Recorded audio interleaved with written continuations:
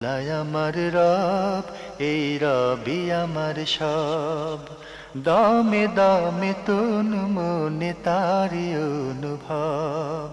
তোমার দুনিয়াতে আমি যেদিকে তাকাই, অথই নিয়ামতে ডুবে আছি সবাই।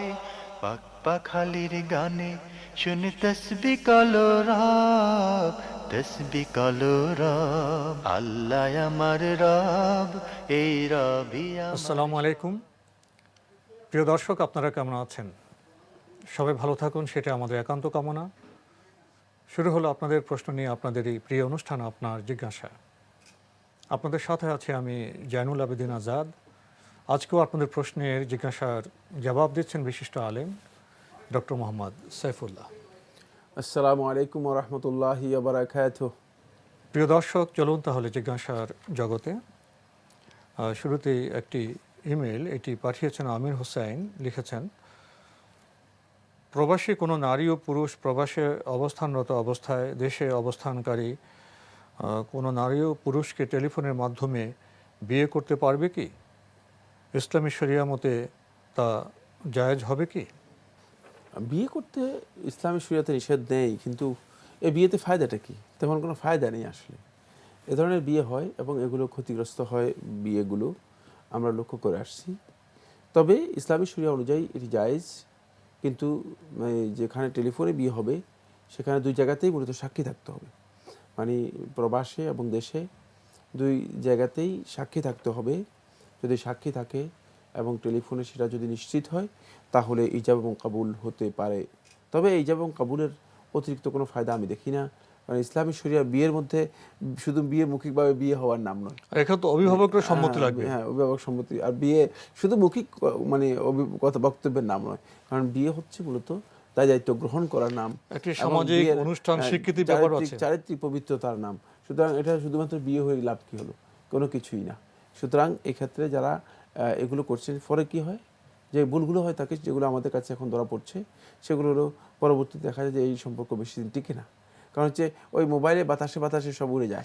তখন বিয়ে তো আপনি মানে কি একসাথে থাকবে, একসাথে বসবাস করবে, জীবনযাপন করবে, সুখে দুঃখে একে অপরের সাথী হবে। এই বাস্তব বিয়েগুলো ছাড়াও তো বিয়ে খুব একটা অর্থবহ হয় না। কারণ বিয়ের মাধ্যমে একটা যে ভালোবাসা তৈরি হবে, যে সম্পর্ক, যে মানে সম্প্রীতি তৈরি হবে, মাওয়াদ্দা এবং রহমা, এই দুইটা যে তৈরি হবে, ওই তৈরি হওয়ার আগেই বিয়েটা বাতাসে উড়ে যায়। যেহেতু টেলিফোনের বিয়ে, টেলিফোনে উড়ে যায়। কারণ আমাদের কাছে এই ধরনের বক্তব্য বহু আসছে ইতিমধ্যে। তাই আমরা এই অভিজ্ঞতার আলোকে বলছি যে আসলে এতে অনেক ফায়দা কম। বিয়ে হলো, জি, বিয়ে হয়ে একটা জীবনের একটা মান রক্ষা, একটা চমৎকার সময়। এরপরে মাসের পর মাস কেটে যাচ্ছে, স্বামী স্ত্রী দেখা নেই, সাক্ষাৎ নেই। এই যে একটি গ্যাপ, শূন্যতা, যেখানে শূন্যতা সেখানে তো সমস্যা হতে পারে। সেখানে শয়তান এসে যাচ্ছে। দর্শক, আমাদের এই ভাই আরেকটি প্রশ্ন করেছেন, কোনো সংসারে বিয়েযোগ্য মেয়ে আছে এবং সেই মেয়েটির সঠিক বিয়ের বয়স পেরিয়ে যাচ্ছে, কিন্তু তার গার্জিয়ানগণ তার বিয়ে নিয়ে চিন্তা করছেন না। এমত অবস্থা মেয়েটি তার সতীত্ব রক্ষার্থে নিজ উদ্যোগে ইসলামী পন্থায় কাজী অফিসে গিয়ে অথবা জানাশোনা কোনো প্রবাসীকে টেলিফোনের মাধ্যমে জীবনসাথী হিসেবে গ্রহণ করলে তা ইসলামে গ্রহণযোগ্য হবে কি? না, এটি ইসলামিক বিয়ে নয়। এটা বিয়ে নামে এটা ইসলাম কখনো অনুমোদন দেয় না এই ধরনের কাজকে। এটি হারাম হতে পারে, কারণ এখানে অভিভাবককে আপনি একেবারে ইগনোর করছেন। অভিভাবক তো বেখেয়াল, পালন করছেন না, মেয়ের বিয়ে বয়স পেরিয়ে যাচ্ছে। এটা মানে অভিভাবক বেখেয়াল হলে অভিভাবককে সেখানে দৃষ্টি আকর্ষণ করা যেতে পারে, অন্যদের মাধ্যমে দৃষ্টি আকর্ষণ করা যেতে পারে। আর যদি কোনো কারণে অভিভাবক আদল করে থাকে, বাধা দিয়ে থাকে, তাহলে মানে কোর্টে আশ্রয় গ্রহণ করবে। কোর্টের মাধ্যমে মানে যদি অভিভাবক যদি তার দায়িত্ব পালন না করে, তাহলে অভিভাবক যদি অথরিটির কাছে যেতে হবে। অযৌক্তিকভাবে যদি বিয়ে না দিয়ে থাকে, জি, তাহলে কোর্টে গিয়ে কোর্টের মাধ্যমে যাবে। কিন্তু আপনি যে পদ্ধতি বলেছেন, এই পদ্ধতি ইসলামী পদ্ধতি নয়, এর মাধ্যমে বিয়ে বৈধ হবে না। প্রিয় দর্শক, এবার আমাদের হাতে আরও একটি ইমেল, এটি পাঠিয়েছেন আবদুল্লাহ, মিরপুর, ঢাকা থেকে। আপনি লিখেছেন, হাদিসে বিতরের নামাজ 1 রাকাত পড়ার উল্লেখ আছে, সেটা কিভাবে পড়তে হয়? 1 রাকাত যেভাবে পড়েন, 1 রাকাত সালাতের জন্য আপনি নিয়ত করবেন প্রথমে, তারপরে সূরা ফাতিহা, তারপরে যে কোনো একটা সূরা পড়লেন, সূরা কাফিরুন পড়তে পারেন, সূরা ইখলাস পড়তে পারেন। তারপর আপনি রুকু করলেন, রুকু করার পরে আপনি এরপরে দোয়া কুনুত পড়লেন, দোয়া কুনুত পড়ার পরে আবার স্বাভাবিক নিয়ম অনুযায়ী সিজদা, সিজদার পরে তাশাহুদ, তাশাহুদের পরে আপনি ডান দিকে এবং বাম দিকে সালাম ফিরিয়ে, মানে একেবারেই সালাতের যে স্বাভাবিক যে নিয়ম আছে এই নিয়ম অনুযায়ী 1 রাকাত আদায় করার নাম হচ্ছে বিতির, এবং বিতিরের সালাত মূলত 1 রাকাতই। এটা হচ্ছে বিশুদ্ধ অভিমত। তো রুকুর আগে কি উনি দোয়া কুনুত পড়তে পারবেন? হ্যাঁ, রুকুর আগে পড়তে পারেন, দয়া করে রুকুর আগে এবং সূরা পরে শেষ করার পরে? জি। আর দয়া করে যদি তিনি না পড়েন তাহলে কিন্তু বিতির 1 রাকাতে হয়ে যাবে। জি। তো পড়াটা ভালো। হ্যাঁ, দোয়া তো অবশ্যই প্রত্যেকটা ইবাদতই কোনো সন্দেহ নেই, যদি ভালো কাজ এবং ভালো কাজ এখানে তো বলেই তো খুব রাসূল সাল্লাল্লাহু আলাইহি ওয়াসাল্লাম সুন্দর দোয়া বলেছেন। আছে। জি। ভাই আব্দুল্লাহ, আপনি আরো লিখেছেন সাহু সিজদার ক্ষেত্রে একদিকে সালাম ফেরানোর ব্যাপারে হাদিসে কোথাও উল্লেখ আছে কি, নাকি দুই দিকেই সালাম ফেরাতে হবে? না, সালাম ফিরানো যদি হয়ে থাকে তাহলে সেটা দুই দিকেই হবে। একদিকে সালাম ফিরানোর বিষয়টি কোনো হাদিস দ্বারা সাব্যস্ত হয়নি, কোনো সহিহ হাদিস এই মর্মে নেই। এটি শুধুমাত্র ইজতিহাদ হতে পারে এবং উল্লেখ করা হয় তাকে আমল হিসেবে, কারো আমল হিসেবে উল্লেখ করা হয় থাকে, কিন্তু সে উল্লেখটুকু শুদ্ধ নয়, সহিহ সনদে আসেনি। তাই এটা শুধুমাত্র ইজতিহাদ। উত্তম হচ্ছে সেটা হলো যদি সালাম ফিরানোর পরে আপনি সাজদা সুহু করেন তাহলে দুই দিকে আপনি সালাম ফিরাবেন, তারপরে 2টি সিজদা করবেন। আর যদি সালাম ফিরানোর আগে আপনি সিজদা সুহু করেন তাহলে আপনি তাশাহুদ শেষ করার পরে 2টি সিজদা সুহু করবেন, মানে 2টি সিজদা দিবেন, তারপর আপনি বসবেন, বসে ডান এবং বামে সালাম ফিরাবেন। তখন আপনাকে আর তাশাহুদ পড়তে হবে না। এটা হচ্ছে সাজদা সুহুয়ের মূল সুন্নাহ তরিকা, সুন্নাহর মাধ্যমে এই তরিকা সাব্যস্ত হয়েছে। বাকি বিভিন্ন ইজতিহাদের মধ্যে আছে, সেই ইজতিহাদগুলোর মধ্যে যেটি আপনি উল্লেখ করেছেন সেটি সহিহ হাদিস দ্বারা সাব্যস্ত হয়নি। ভাই আব্দুল্লাহ, আপনি সবশেষে লিখেছেন প্রাপ্তবয়স্ক ছেলে এবং মেয়ে কি পরিবারের অনুমতি ছাড়া বিয়ে করতে পারবে? এটা তো অল্প আগে উল্লেখ করেছেন, সেটাই মাসালা, একই কথাই না। ছেলে বিয়ে করতে পারবে, ছেলে তো প্রাপ্তবয়স্ক হওয়ার পরেই সে মানে যেখানে যায় সেখানে সে তার স্বাধীনভাবে বিয়ে করতে পারবে। কিন্তু একথা থেকে এরা কেউ যেন যাতে না বুঝে যে মানে ছেলের অভিভাবকের কোনো প্রয়োজন নেই। মানে কারণ হচ্ছে অভিভাবকের দায়িত্ব মানে এতটুকু অভিভাবককে ইনফর্ম করা, অভিভাবককে বিষয় সম্পর্কে জানানো, পরামর্শ করা, এটা কিন্তু ইসলামে একেবারেই গুরুত্বপূর্ণ একটি বিষয়। অন্যথায় অভিভাবকের অমতে গেলে এই জীবন সৌন্দর্য পণ্ডিত হবে না, বরং এর মধ্যে যথেষ্ট মানে সমস্যা, ত্রুটি বিচ্যুতি দেখা দেবে। এটা ছেলের ক্ষেত্রে ইসলাম তাকে যেহেতু অনুমোদন দিয়ে দিয়েছে, তার এই অধিকার রয়েছে। কিন্তু মেয়ের ব্যাপারে সেখানে মানে মেয়ের অভিভাবকের অনুমতিও লাগবে, মেয়েরও অনুমতি লাগবে, দুইটাকেই বাধ্যতামূলক করে দেওয়া হয়েছে। মানে অভিভাবক মেয়ের উপর জোর করে মেয়েকে বিয়ে দিতে পারবে না, মেয়ের মানে অভিমত ছাড়া, অপিনিয়ন ছাড়া যে বিয়ে দিয়ে দিল খামখেয়ালির মতো, যেখানে খুশি সেখানে মন চাইল, সেটাও যেমনিভাবে পারবে না, ঠিক তেমনিভাবে মেয়ে তার খাহিস মতো, তার ইচ্ছা মতো একদিকে চলে গেল, অভিভাবকের অনুমতি নিল না, সেটাও চলবে না। এখানে যেহেতু দায়িত্বের বিষয়টি অত্যন্ত নিবিড়, কারণ এখানেই পদস্খলন বেশি সম্ভাবনা রয়েছে, অবক্ষয়ের বেশি সম্ভাবনা রয়েছে। পাশাপাশি যেটি সেটা হলো সামাজিকভাবে মানে মেয়ের বিষয়টি অত্যন্ত স্পর্শকাতর হওয়ার কারণে ইসলাম এক্ষেত্রে সবচেয়ে বেশি গুরুত্ব দিয়েছে। কারণ দায়িত্বশীল থেকে সম্পূর্ণ মুক্ত হয়ে গেলে সমাজে সামাজিক অনাচার অনেক বৃদ্ধি পেয়ে যাবে। প্রিয় দর্শক, এবার আমাদের হাতে যে ইমেলটি এটি পাঠিয়েছেন আব্দুল কাদের, প্রবাসী ব্যবসায়ী, কুয়েত থেকে লিখেছেন, আপনাদের এই মহৎ আয়োজনের জন্য ধন্যবাদ জানাই। এই অনুষ্ঠানের মাধ্যমে ইসলামের বিভিন্ন রীতিনীতি সম্পর্কে মানুষের মনে থাকা অসংখ্য প্রশ্ন ও ভুল বোঝাবুঝির সমাধান পাওয়া যায়। তাই আমার অনুরোধ, এই অনুষ্ঠানের সময় আর একটু বাড়ানো হলে আরও বেশি প্রশ্নের জবাব দেওয়া যাবে। আপনার যে প্রস্তাব এটা তো সুন্দর, এখন সময় বাড়ানোর সাথে অনেক বিষয় জড়িত আছে, তো সেটা যদি কর্তৃপক্ষ ভেবে দেখেন বা তাদের সুযোগ থাকে তাহলে তো অবশ্যই আপনার আশা পূর্ণ হতে পারে। তবে আপনাদের অবগতির জন্য জানাই, আমাদের অনুষ্ঠান কিন্তু পুনঃপ্রচার হয়। বিকেলের অনুষ্ঠান পরদিন সকাল 5টা 45 পুনঃপ্রচার হয়, আপনারা সেখানে আমাদের অনুষ্ঠান দেখতে পারবেন। আর আপনার জিজ্ঞাসা অনুষ্ঠানটি তো শুক্রবার যেটা লাইভ হয় সে দীর্ঘ সময় হয়ে থাকে, তো আপনারা সেখান থেকে উপকৃত হতে পারেন। প্রিয় দর্শক, এবার আমাদের হাতে একটি ইমেল, এটি পাঠিয়েছেন,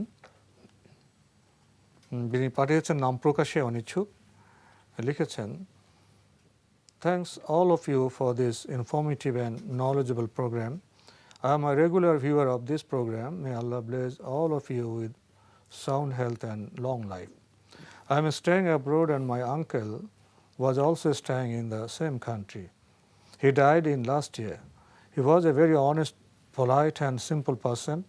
May Allah give him Jannat. He had lots of land properties. His family member, wife plus 5 children. Wife died 10 years back and all the children are married. But in his family there was no discipline and harmony. Only one son is derived and 3 daughters got married on their own self. My uncle used to send home expenses regularly and same time he also sent me money for deposit. Make me promise not disclose this to anybody except my wife, but I informed my brothers also about this money. Once I talked with him about the money. If he or me die, what's the fate of this money? He, means uncle, told me, your sons, my sons, his grandsons, will use this money. Now, my uncle is not in this world, but his money is with me. What I will do with this money? Please give me a solution and keep in your dua my uncle and my father who had died before my uncle. এর মধ্যে মানে যে কথা আছে সেটি হচ্ছে আপনার আঙ্কেলের কিছু টাকা আপনার কাছে আছে, তিনি মারা গিয়েছেন, তার ওয়ারিশরা রয়ে গিয়েছে, তার ওয়াইফও মারা গিয়েছেন বলছেন আপনি 10 বছর আগে। সুতরাং তাদের মানে ওয়ারিশদের টাকা তার রয়ে গিয়েছে।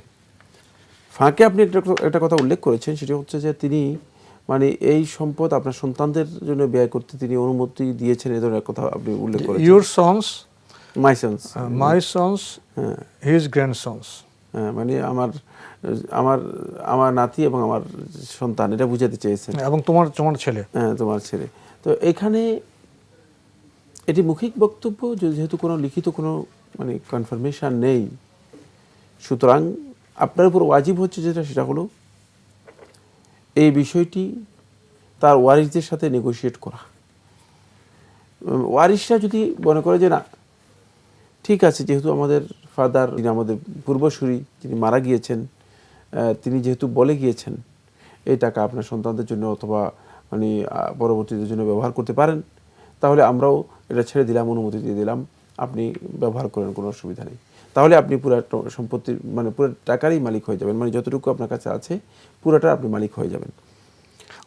এখানে বোধহয় এখানে একটু ব্র্যাকেটে দেওয়ার কারণে বোধহয় একটু আমাদের কনফিউশন হয়েছে। ইনি যেটা বলতে চেয়েছেন ব্র্যাকেটের বাইরের কথাটা, he told me your sons will use this মানি, যে ভাতিজাকে বলছে তোমার ছেলে এটা ব্যবহার করবে। ব্র্যাকেট লিখেছেন মাই সন্স হিজ গ্র্যান্ডসন্স, মানে এই ভাতিজার পুত্র এবং তার গ্র্যান্ডসন্স ব্যবহার করবে। যাই হোক, মানে আমরা মূল কথা বুঝেছি এবং মূল কথা অনুযায়ী আমরা বক্তব্য দিচ্ছি, সেটা হলো এই যে আপনি তাদের সাথে এটা নেগোশিয়েট করলে যদি তারা রাজি হয় তাহলে এটার মালিক আপনি হয়ে যাবেন, আর যদি তা না হয় তাহলে আপনি অবশ্যই ওয়ারিশদের কাছে এই সম্পত্তি আপনাকে ফেরত দিতে হবে, কারণ এই মৌখিক স্বীকৃতি অথবা মৌখিক কোনো বক্তব্য এখন আর সেটি দলিল হবে না। দর্শক, এবার আমাদের হাতে আরও একটি ইমেল, এটি পাঠিয়েছেন দেলোয়ার হোসেন চট্টগ্রাম থেকে। লিখেছেন, বেতরের নামাজের সুনির্দিষ্ট তরিকা জানতে চাই। 2 রাকাতের পর না বসে টানা 3 রাকাত নামাজ পড়লে কি নামাজ শুদ্ধ হবে? যদি এর একটা বিস্তারিত মাসালা দিতেন তাহলে উপকৃত হব। খুব সুন্দর প্রশ্ন করেছেন। বিস্তারিত মাসালা দরকার নেই, বিস্তারিত ভিতরের সালাত আমরা আলোচনা করেছি বহুবার, এবং এই প্রোগ্রামের মধ্যে আমার মনে হয় ভিতরের সালাতেরই সবচেয়ে বেশি আলোচনা হয়েছে। আপনি 3 রাকাত যদি পড়তে চান তাহলে আপনি মাঝখানে না বসে 3 রাকাত একসাথে আদায় করতে পারেন। রাসূলুল্লাহ সাল্লাল্লাহু আলাইহি ওয়াসাল্লামের সহিহ হাদিস দ্বারা এটি সাব্যস্ত হয়েছে। সুতরাং আপনি একসাথে 3 রাকাত আদায় করতে পারবেন, মাঝখানে বসবেন না। আর যদি আপনি 3 রাকাত আদায় করতে চান, মাঝখানে বসতে চান, তাহলে কিন্তু মাঝখানে বসবেন, বসে দরুদ, দোয়া মাসুরা সব কিছু পড়ার পর সালাম ফিরাবেন ডানে এবং বামে, তারপর আপনি দাঁড়িয়ে 1 রাকাত আদায় করবেন। দুইটাই সুন্নাহ দ্বারা প্রমাণিত হয়েছে, দুইটাই হাদিসের মাধ্যমে এসেছে। একটি আব্দুল্লাহ ইবনে উমর রাদিয়াল্লাহু তাআলা আমল করতেন, আর একটি তার আব্বা ওমর ইবনে খাত্তাব রাদিয়াল্লাহু তাআলা আমল করতেন। সুতরাং দুইটাই জায়েজ রয়েছে, আপনি যে কোনো একটি অনুসরণ করতে পারবেন। প্রিয় দর্শক, এবার আমাদের হাতে আরও একটি ইমেল, এটি পাঠিয়েছেন রাব্বি জোয়ারদার ডুমুরিয়া খুলনা থেকে। লিখেছেন, রাব্বি নাম রাখা জায়েজ কি? না, নাম রাখাটা উত্তম নয়। রাব্বি কথাটা এভাবে নাম রাখা উচিত নয়। কিন্তু আপনি তো আপনার নামই বলতেছেন রাব্বি জোয়াদ্দার, সুতরাং বোঝা গেল যে আপনি রাখেন নাই, ওইটাকেও রেখে দিয়েছে। যাই হোক, যদি ভুল রেখে দেয় কিছু করার নেই, কিন্তু সংশোধন করতে পারেন। সংশোধন করার সিস্টেম থাকলে করতে পারেন, কিন্তু রাব্বি নামটি শুদ্ধ নয়, সুন্দর নয়। জি। আরও লিখেছেন, মহিলা আর পুরুষের নামাজ কি একরকম? মহিলা এবং পুরুষের সালাত একই রকম, ভিন্ন নয়। মহিলাদের সালাতের ব্যাপারে রাসূলুল্লাহ সাল্লাল্লাহু আলাইহি ওয়াসাল্লাম কোনো পার্থক্য করেননি, বরং রাসূলুল্লাহ সাল্লাল্লাহু আলাইহি ওয়াসাল্লাম হাদিসের মধ্যে যেটা নির্দেশ দিয়েছেন, সহিহ বুখারী হাদিসের মধ্যে, সল্লু কামা রাআইতুমুনি উসাল্লি, তোমরা সালাত আদায় করো যেভাবে আমাকে আদায় করতে দেখেছো। এটি নারী পুরুষ নির্বিশেষে রাসূলুল্লাহ সাল্লাল্লাহু আলাইহি ওয়াসাল্লাম নির্দেশ দিয়েছেন। ভাই, আপনি সবশেষে লিখেছেন, ছবি তোলা বা ভিডিও করার ক্ষেত্রে ইসলামের বিধান কি? প্রয়োজন যদি থাকে তাহলে ছবি উঠাতে পারবেন, ভিডিও করতে পারবেন, কিন্তু প্রয়োজন নেই। অহেতুক ফালতু কাজের জন্য, বেহুদা কাজের জন্য যদি কেউ ছবি অথবা ভিডিও করে থাকেন, তিনি গুনাহগার হবেন, কোনো সন্দেহ নেই। যেহেতু এই কাজগুলোকে ইসলাম যথেষ্ট গুরুত্ব দিয়ে যে সমস্ত কাজ থেকে দূরে থাকতে বলেছে, তার মধ্যে এটাও একটি। কারণ এই পথ দিয়ে মূলত আমরা দেখেছি উম্মার মধ্যে এবং আদমের সন্তানদের মধ্যে শিরক এসে ঢুকেছে। এটা শিরকে আগমনের পথ, তাই এটাকে বর্তমান সময়ে তো আপনার এই সমস্ত নানা ছবি ভিডিও এগুলো মানবজাতির পদস্খলনের বড় কারণ হয়ে বড় ধরনের পদস্খলন হচ্ছে। এবং আপনি জায়গায় জায়গায় এখন বড় বড় বিশাল বিশাল মূর্তি যে দাঁড় করানো হচ্ছে, এগুলো বিভিন্ন আকার দিয়ে, এগুলোকে আপনি কি বলবেন? এটি ইসলামে একেবারেই গর্হিত কাজ। এর মাধ্যমে সত্যিকার অর্থে আমরা হারাম এবং শিরকের দিকে ধাবিত হচ্ছি অনেক অনেক দ্রুত গতিতে। প্রিয় দর্শক, এবার আমাদের হাতে একটি ইমেল, এটি পাঠিয়েছেন শারমিন আশা। লিখেছেন, আমরা কোরবানি ঈদে যে রোজা রাখি, এটা কোন কোন তারিখে রাখতে হবে? মনে হয় বোন বোধহয় প্রশ্ন করতে গিয়ে একটু ভুল করেছেন। কোরবানি ঈদে তো বোধহয় কোনো রোজা রাখা কোরবানি ঈদে কোনো রোজা নেই, আসলে জিলহজ মাস উপলক্ষে। জিলহজ মাস উপলক্ষে যে রোজা রাখার বিষয়টি, এটা ফরজ নয় কোন কোন তারিখে রাখতে হবে। আপনি একেবারে জিলহজ মাসের 9 তারিখ পর্যন্ত 1 তারিখ থেকে সিয়াম পালন করতে পারেন, যতটুকু আপনার সামর্থ্যে কুলায়। তবে বেশি গুরুত্ব দিবেন সেটি হচ্ছে আরাফার দিনের সিয়ামকে।